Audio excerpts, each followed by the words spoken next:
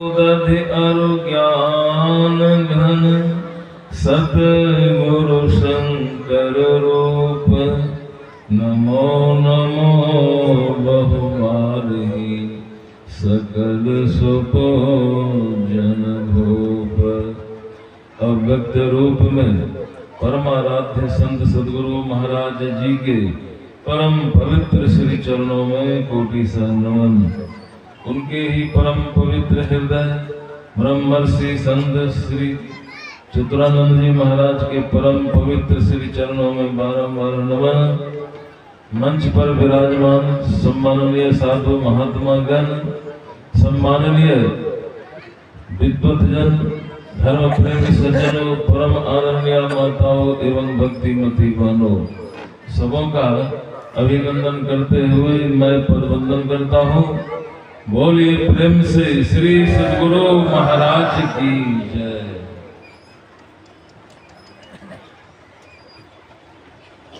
परम पूज्य संत गुरुजन, हम आपके सामने विराजमान हैं।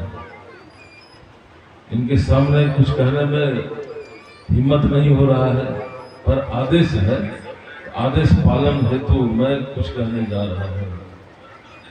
अभी हम लोगों ने सुना कि उबिए नहीं, हमारे मन संचालक बता रहे थे कि संत साहिब स्वामी जी महाराज का एक बहुत अच्छा मंत्र है, उबिए नहीं।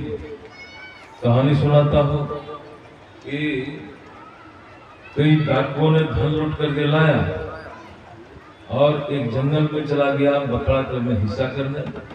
तो थोड़ी दूर में जंगल में एक गरीब की झोपड़ी थी, गरीब उसमें रहते थे।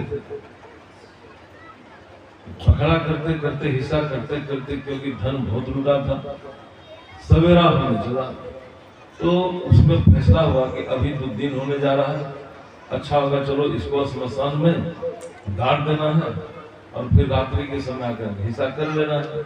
उस झोपड़ी में जो रहने वाला गरीब था वो सुन रहा था, वो पहले उठ के चला गया श्मशान और लाशों के बीच में जाकर के वह सो गया। ये डाकू लोगों ने जाकर धन को गाड़ा, जब चलने लगा तो एक दो के मन हुआ कि ये जो लाश पड़ी हुई है इसमें कोई जिंदा लाश तो नहीं है। भोंक भोंक करके छुड़ा भोंक भोंक करके देखने लगा, जो लाश मारा हुआ था उससे पानी निकलता था और वो जो जिंदा था उसको कई छोड़े मारे गए तो खून निकला। इस आस नहीं किया तो कहा कि अच्छा ताजा लाश है, इसका कान काटा, यदि होगा जिंदा तो पहचान में आएगा। तो कान काट लिया, कान काट के चल गया, तब भी विश्वास नहीं किया, चला गया। जब चला गया तो वह उठा और सारा धन निकाल करके लेके चला गया। बिहार छोड़ के चला गया उत्तर प्रदेश। बहुत बड़ा प्लॉट खरीदा, उसमें फैक्ट्रियां तरह तरह की सब खोल दिया और बॉडीगार्ड अंगरक्षक भी साथ में रखा। चलता था, धनवान आदमी था ना, बहुत धन हाथ लगाता था। तो वे सब डाकू लोग जाकर देखता है कि धन तो है नहीं, न वो कलकत्ता है ना। तो खोजने लगा, खोजते खोजते पता चल गया उत्तर प्रदेश बॉर्डर के ही किनारे बहुत बड़ा फैक्ट्री खोला है और जगह फैक्ट्री खोल के रखा है। बहुत बड़े धनवान है और कान कटा हुआ है, उसका नाम है बुच्चन साहब। इस नाम से वो जाने जाते हैं। हो सकता है कोई होगा, चलो चले हुए डाकू लोग उधर से बुच्चन साहब चले आ रहे थे, इधर से ये डाकू लोग जा रहे थे। जब दोनों का मिलानी हुआ तो डाकू लोगों ने पूछा, क्या बुच्चन साहब खूब लहा ना? तो कहता है बुच्चन साहब, अरे लहा ऐसे, सहा कितना छुरा तुमने भूखा, कान काटा तब न लहा, ऐसे रह गया। कहने का मतलब है कि संत साहिब स्वामी जी महाराज का वचन है कि उबिए नहीं। भक्ति मार्ग में यदि उबेंगे तो काम चलने वाला नहीं है। सबरी मां के संबंध में हम लोगों ने भी सुना कि हजारों वर्ष संत का संग उन्होंने किया, उस कुटिया में रहा तो भगवान श्री राम का दर्शन हुआ। ठीक उसी तरह की बात है, हम सब लोग यहाँ पर संत के संग में बैठे हुए हैं, तो केवल तन से बैठेंगे तो नहीं होगा, मन को भी बैठाना पड़ेगा। इसलिए तो पलटू साहब की वाणी में है कि संसार से थोड़ी आवे तब बात पिया की पूछिए जी। तलवार दो म्यान एक किस भांति वामी कीजिए जी। तलवार दो है म्यान एक, कैसे उसमें रखा जाएगा? मन एक है और भक्ति है, उधर संसार है, परमात्मा। तो किधर लगाइएगा मन को? देखिए तरफ। इसलिए काक संसार से मन को बिल्कुल हटा करके, एक संत तुलसी साहब, उन्होंने कहा संसार से तोड़ी आवे तब बात पिया की पूछिए जी। संसार से तोड़ी आवे तब बात पिया की। तुलसी साहब ने कहा कि सत्संग करना मन तोड़ शरण संतन की, मतलब संसार की तरफ से मन को बिल्कुल हटा करके और संतों के वचन में मन को जोड़ना है, तब होगा संतों का संग।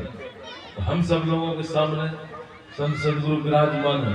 आप कहेंगे कैसे संत सदगुरु विराजमान है?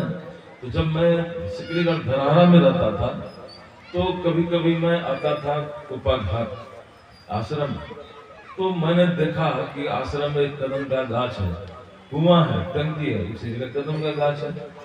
तो देखा कि बहुत भीड़ लगी हुई है, गुरु महाराज ऊंचल पर बैठे हुए हैं। तो गुरु महाराज ने कहा कि साई स्वामी जी आए हैं? कहा कि नहीं, वो तो नहीं आए हैं। तो उनको भी बुलाइए। उनको बुलाया गया। तो गुरु महाराज ने कहा कि मैं जिनको चुनूंगा, अब हम सोच रहे कि क्या चुनने जा रहे हैं गुरु महाराज। गुरु महाराज के ऊपर दबाव था कि आप अपने जीवन काल में ही अपना उत्तराधिकारी घोषित कीजिए। तो गुरु महाराज ने कहा कि मैं जिनको चुनूंगा, घोषित करूंगा, आप लोग मान लेंगे ना? कहा हाँ हम मान लेंगे। कहा कि संत मत के यदि कोई उत्तराधिकारी है, संत मत के उत्तराधिकारी तो संत साई स्वामी जी महाराज हैं। संत साई स्वामी जी महाराज। तो संत साई स्वामी जी महाराज ने कहा कि हुजूर हम के इसके योग्य नहीं है, मुझसे यह काम नहीं होगा, नहीं चल सकता। तो गुरु महाराज ने कहा कि हम क्या झूठ बोलते हैं जी?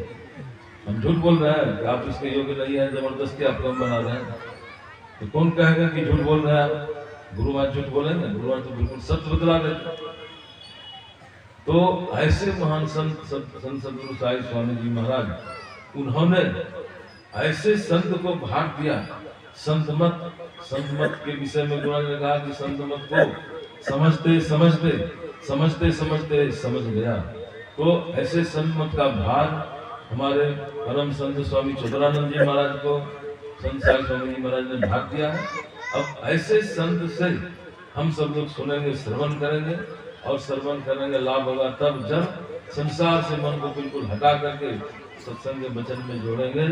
बोलिए प्रेम से श्री सद्गुरु महाराज की।